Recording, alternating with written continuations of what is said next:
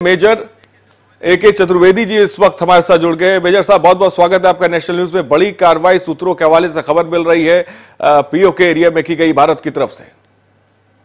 हाँ, मैंने भी अभी सुना और ये जो ये हुआ है ये तो बहुत ही अच्छा, ये होना ही था। मतलब इसकी उम्मीद पिछले 10 दिन से चल रही थी। तो जैसा कि पहले ही कहा गया था कि जगह हमारी चूजिंग की होगी, तरीका हमारी चूजिंग का होगा और समय हमारी चूजिंग का होगा। तो वो इन्होंने अपना चूज किया और जेश कैंप को, जिसको इन्होंने पहले से मैप कर रखा होगा, उस पर गिराया है। और जो ये खबर आ रही कि 1000 केजी का बॉम्ब गिरा है, अरे इसके गिरने से तो वहां कुछ भी नहीं बचा होगा। उस कैंप के आसपास के इलाके में वहां पे मतलब बिल्कुल ही जल के खाक हो गया होगा वो तो एरिया। जी मेजर साहब, आपसे समझना चाहते हैं जो आतंकी अड्डे हैं पीओके की खासकर बात की जाए, ये किन जगहों पर थे और ये जो अटैक हुआ है जिसमें जिक्र साफ तौर पर आप कर रहे हैं 1000 किलो के बम इसमें गिराए गए हैं, इससे कितना तबाही हो सकती है? तबाही का जहां तक सवाल है, कुछ भी नहीं बचा होगा जी। और ये बड़ी प्रिसीजन बॉम्बिंग होती है, क्योंकि इसके लिए पहले से क्या किया जाता है कि आप इंटेलिजेंस सोर्सेज के इनपुट से एयर फोटोग्राफ, सैटेलाइट इमेजरी, इन सब से मिला करके आप उसको एग्जैक्टली पॉइंट कर लेते हो नक्शे के ऊपर कि ये यहाँ पे ये कैंप होगा, ठीक है। उसके हिसाब से फिर आप अपना टेक ऑफ करते हो और बहुत ही प्रिसीजन बॉम्बिंग होती है। इसमें मतलब गलती का कोई चांस नहीं है। और ये मेरे ख्याल में पिछले 8-10 दिन से, क्या मतलब उसके पहले से ही इन्होंने तो कर रखा होगा और जैसे ही वो आदेश मिला इन्होंने उसको उड़ा दिया ना। ये कौन कौन से कैंप उड़े हैं ये अभी थोड़े से डिटेल जब तक नहीं आएंगे, जब तक एयरफोर्स, अभी मेरे ख्याल में जहां तक मैं देख रहा हूँ एयरफोर्स ने भी इसमें कोई कंफर्मेशन नहीं दिया है। वो बताएंगे कौन से कैंप उन्होंने उड़ाए हैं। और लेकिन हाँ, ये है कि इससे दो चीजें बड़ी साफ हो गई।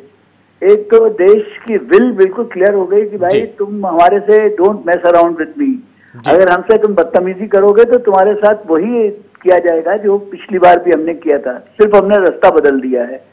दूसरी चीज जो है कि ये उससे भी ज्यादा खतरनाक है। उसमें तो कुछ कैंप, छोटे छोटे कैंप किए गए थे, ये डीप होंगे क्योंकि एयरफोर्स इतने नजदीक वाले कैंप 5 किलोमीटर वाले नहीं किए होंगे, ये तो बहुत ही डीप होंगे। जहां पे भी होंगे जैश के कैंप वो बहुत ही डीप में होंगे, क्योंकि मिराज तो बहुत दूर तक, इसकी तो अच्छी रेंज है।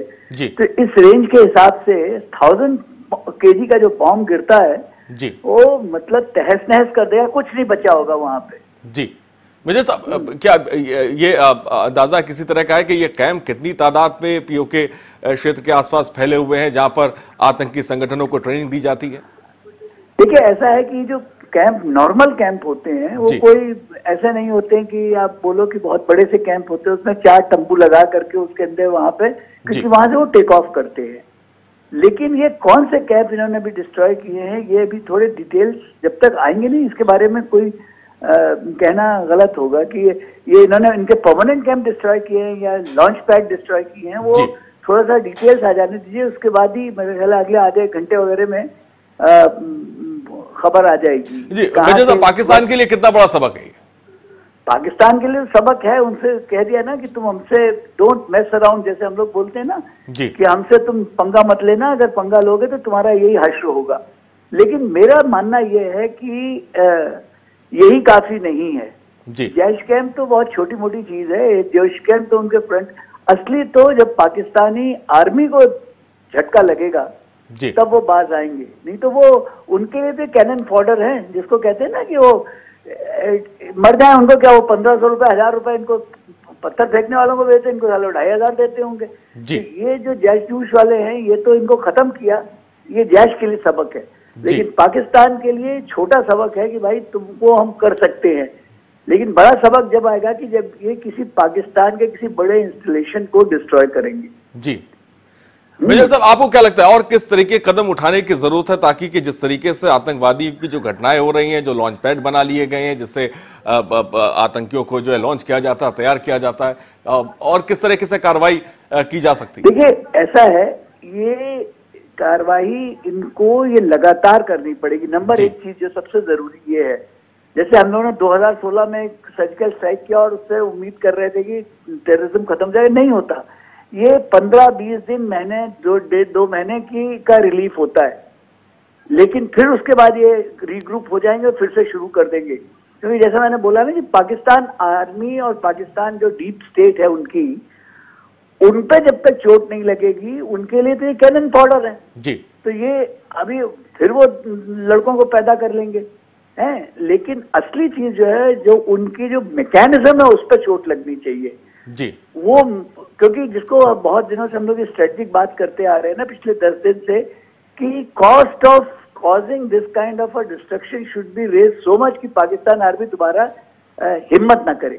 तो वो तभी होगा जबकि उनके ऊपर चोट हो रही है। अभी उनके ऊपर चोट कहाँ हुई है? तो अगर जैश कैंप गए तो जैश कैंप तो कैंप नहीं बचा, ये मानता हूँ, महीना 2 महीने के लिए उनको सेटबैक हो गया, लेकिन उसके बाद फिर वो रीग्रुप हो जाएंगे। असली तो जो उनकी फौज है, चाहे वो एयरफोर्स एसेट्स हो, चाहे वो आर्मी के एसेट्स हो, उन पर चोट होनी चाहिए जी। ये मेरा मानना है।